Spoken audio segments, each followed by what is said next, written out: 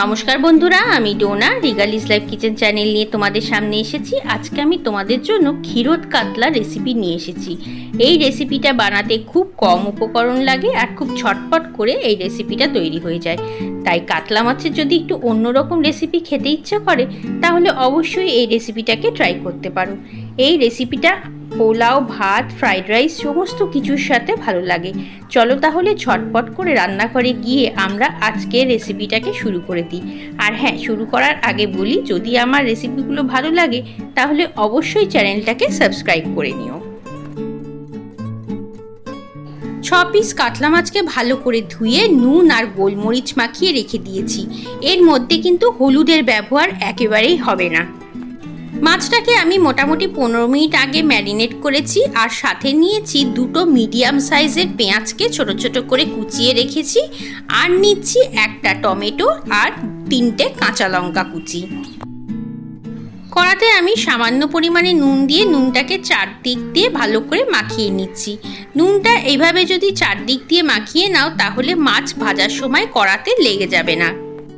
কড়াটা খুব ভালো করে গরম হয়ে গেছে। কড়ার মধ্যে 1/2 কাপের মতো তেল দিয়ে দিলাম। তেলটাকে কড়ার চারধারে ভালো করে লাগিয়ে নিলাম।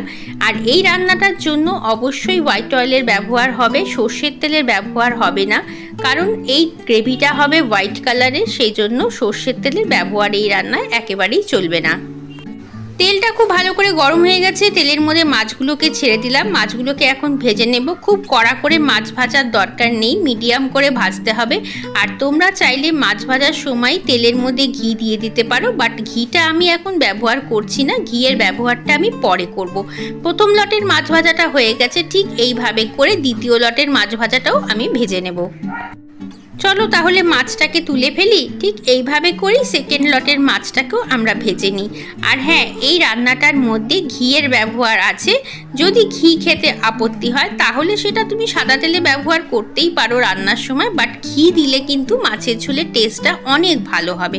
ঠিক একইভাবে আমরা সেকেন্ড মাছ ভাজাটাও ভেজে নিচ্ছি। দেখো, মাছ ভাজা পুরো আমার কমপ্লিট হয়ে গেছে। এখন বাকি তেলের মধ্যে রান্নাটা হবে। বাকি তেলটার মধ্যে আমি কাজু কিশমিশ দিয়ে দিচ্ছি। কাজু কিশমিশটাকে একটু ভেজে তুলে নেব। আর কাজু কিশমিশ খেতে যদি তোমাদের অসুবিধা হয় তাহলে অবশ্যই কাজু কিশমিশটাকে স্কিপ করতে পারো। দেখো, কাজু কিশমিশ ভাজা হয়ে গেছে। এখন মাছ ভাজার পাশে তুলে রেখে দিলাম। তেলের মধ্যে আমি 3টে তেজপাতা দিয়ে দিলাম ফোড়নে। এর মধ্যে তোমরা চাইলে এলাচ, দারচিনি, লবঙ্গ দিতেই পারো। আমি এখন গরম মশলার ব্যবহার করছি না। পেঁয়াজটা দিয়ে দিলাম তেলের মধ্যে। পেঁয়াজটাকে আমি একটু ভেজে নেব, তবে পেঁয়াজটাকে কখনোই লাল করে ভাজবে না, জাস্ট একটু কালারটা চেঞ্জ হলেই কিন্তু পেঁয়াজ ভাজাটা হয়ে গেছে, এটা জানতে হবে। দেখো, মোটামুটি পেঁয়াজটা নরম হওয়ার দিকে। আমি তেলের মধ্যে এখনও নুন দিইনি যাতে পেঁয়াজটা নরম হয়ে যায়, আমি একটু পরে নুনের ব্যবহার করছি। এবার এই রান্নাটার মধ্যে আমি পেঁয়াজের সঙ্গে আদা বাটাটাও দিয়ে দেব। আদা আর পেঁয়াজটাকে আমরা একটু ভালো করে ভেজে নেব। আদার গন্ধটা যতক্ষণ না দূর হচ্ছে ততক্ষণ ভাজতে হবে। মোটামুটি 1/2 চামচের একটু ওপরেই আদা লাগবে। আদাটাও বেশ ভালো করে যখন ভাজা হয়ে যাবে তখনই আমি বাকি ইনগ্রিডিয়েন্টসগুলো একে একে দিতে থাকবো।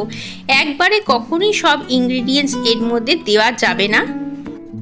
আদা রসুনটা ভাজার সময় এখন আমি নুনের ব্যবহার করছি। 1/2 চামচের মতো নুন আমি দিয়ে দিলাম এর মধ্যে। সাথে দিচ্ছি 1/2 চামচের মতো চিনি। নুন আর চিনিটা দিয়ে এখন আমরা আদা আর পেঁয়াজটাকে খুব ভালো করে ভেজে নেব। তারপরে আমরা বাকি ইনগ্রিডিয়েন্টসগুলো একে একে অ্যাড করতে থাকবো। দেখো, পেঁয়াজটা ভাজা হয়ে গেছে। এর মধ্যে এখন দিয়ে দিচ্ছি 1/2 চামচের মতো জিরে গুঁড়ো আর 1/2 চামচের থেকে একটু বেশি ধনে গুঁড়ো। ধনে আর জিরেটাকে আমরা পেঁয়াজের সাথে খুব ভালো করে কষিয়ে নেব। যেহেতু গুঁড়ো মশলা, এর মধ্যে সামান্য পরিমাণে একটু জলের ব্যবহার করছি। জল দেওয়ার পরে মশলাটাকে কিন্তু খুব ভালো করে কষিয়ে নিতে হবে। আর এই সময়ে আমি দিয়ে দিচ্ছি এর মধ্যে কেটে রাখা টমেটো আর কাঁচা লঙ্কা। কাঁচা লঙ্কার পরিমাণটা যার যার ব্যক্তিগত, যে যতটা ঝাল খেতে পছন্দ করো সেই কাঁচা লঙ্কার পরিমাণ কিন্তু সেই অনুযায়ী বাড়িয়ে নেবে। এখন আমরা মশলাটাকে ঢাকা দিয়ে একটুক্ষণের জন্য কষিয়ে নেব।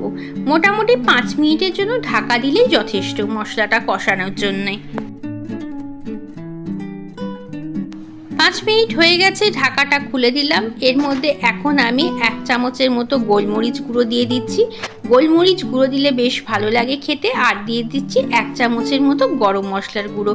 গরম মশলাটাকে আমি পরে ব্যবহার করলাম, তোমরা চাইলে প্রথমেও তেলে ব্যবহার করতে পারো। দেখো আমি কিন্তু এখনো ঘিয়ের ব্যবহার করিনি, ঘিটা আমি পরের দিকে ব্যবহার করব। এখন আমি এর মধ্যে সামান্য পরিমাণে একটু ঘি দিয়ে দিলাম। আমি ঘিটা দেওয়ার কারণ এখন মশলাটাকে ভালো করে ঘিয়ের মধ্যে কষিয়ে নেব, তাতে মাছের ঝোলের টেস্টটাও ভালো হয় আর খেতেও ভালো লাগে, আর ঘিয়ের গন্ধটাও অনেকক্ষণ ধরে থাকে। ঘিয়ের সাথে এবার মশলাটাকে সুন্দর করে কষাবো, আর এই মশলা কষানোর সময়ই আমি কিন্তু ভাজা মাছগুলোকে দিয়ে দেব। ভাজা মাছগুলোকে যদি মশলার সঙ্গে আমরা এই সময় কষাই তাহলে দেখবে মাছের ঝোলটার টেস্ট অনেক ভালো হবে, আর মাছের মধ্যেও বেশ সুন্দর মশলার রসটাও ঢুকে যাবে। চলো তাহলে মাছগুলোকে অ্যাড করে দিই। মাছগুলোর সাথে আমি কাজু কিশমিশটাও দিয়ে দিলাম। চলো এখন এটাকে খুব ভালো করে কষিয়ে নেব। ঘিটা যেহেতু এখন অ্যাড করলাম সেই জন্য ঘিয়ের খুব সুন্দর একটা গন্ধ বেরোচ্ছে, আর মশলাটা ঘিয়ের মধ্যে কষে যাচ্ছে আর সাথে মাছটাও কষা হচ্ছে। দারুণ ব্যাপার। আর ঝোলের পরিমাণটা যার যার ব্যক্তিগত, কিন্তু যে যতটা ঝোল খেতে পছন্দ করবে সে অনুযায়ী দেবে। তবে এটা পোলাও ফ্রাইড রাইস ভাতের সাথেও ভালো লাগে খেতে, তবে পোলাও ফ্রাইড রাইসের সঙ্গে বেশি ভালো লাগে।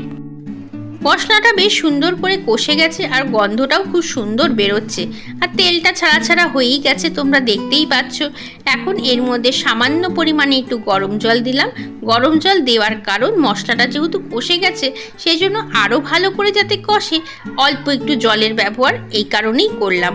তোমরাও কিন্তু এরকম বারবার করে যদি অল্প অল্প জল দিয়ে মশলা কষিয়ে রান্না করো তাহলে দেখবে রান্নার টেস্টটা কিন্তু অনেক গুণ বেড়ে যাবে। দেখো বেশ সুন্দর করে কষে গেছে, আর একটু ঝোল দেওয়ার ফলে এবার বাকি কষাটাও কষে যাবে। একটু পরে তোমাদের সামনে ফেরত আসছি। এটাকে 5 মিনিটের জন্য ঢাকা দিয়ে রাখি। 5 মিনিট পরে তোমাদের সামনে ফেরত আসলাম। দেখো বেশ সুন্দর তেল ছাড়া ছাড়া হয়ে গেছে, মশলাটাও একেবারেই তৈরি হয়ে গেছে। এখন এর মধ্যে গ্রেভি হবে তৈরি। গ্রেভির জন্য দুধের ব্যবহার হবে। দুধের মধ্যে দিয়েছি 1/2 চামচের মতো ময়দা। গ্রেভিটা কিন্তু দুধ দিয়েই বানাতে হবে, জলের আর ব্যবহার হবে না। বেশ সুন্দর একটা থকথকে গ্রেভি হবে। আর এই ঝোলটা তোমাদের তো প্রথমেই বলেছিলাম পোলাও ফ্রাইড রাইসের সঙ্গে দারুণ লাগে খেতে, ভাতের সঙ্গে খুব একটা খারাপ লাগে না, তবে পোলাও ফ্রাইড রাইসটাকেই বেশি প্রেফার আমি করব। দেখো সামান্য পরিমাণে একটু গরম জল দিয়ে দিলাম। গরম জলটা দেওয়ার কারণ দুধটা যেহেতু ফুল ক্রিম মিল্ক ভীষণই ঘন হয়ে গেছে সেই জন্য খুব সামান্য পরিমাণে একটু গরম জল দিয়ে দিলাম। আর রান্নায় কিন্তু চেষ্টা করবে সব সময় গরম জল ব্যবহার করতে। এখন এটাকে 5 মিনিটের জন্য ঢাকা দিয়ে রাখবো। 5 মিনিট পর তোমাদের সামনে ফেরত আসছি। তবে আমার রান্নাটা কিন্তু একেবারেই তৈরি হয়ে গেছে। ঠিক 5 মিনিটের জন্য ঢাকা দিয়ে রাখছি আমি এটাকে।